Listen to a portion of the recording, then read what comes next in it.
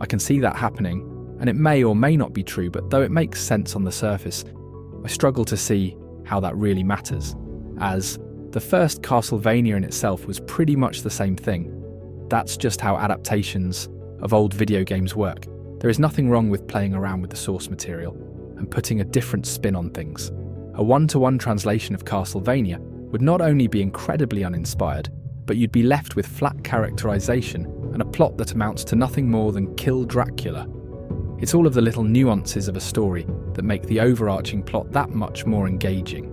The last one I will talk about is the narrative that Richter is a passenger in his own show, and that supporting characters like Maria have a much more compelling story. That Richter is basically a prop in the second season, with no narrative point to him at all, because the only thing relevant about him, his powers, is resolved in season 1. They barely touch on Olrox and Richter has apparently no tension with Erzsébet or Drolta outside of what they are doing is bad. The thing is, I still don't see much wrong with that, as Olrox, even though a non-regular, just so happens to be one of the few proactive characters that always makes things move, even tying up apparent loose ends. What should we expect next? A lot seems set up for a Symphony of the Night adaptation, as Alucard's role is already defined.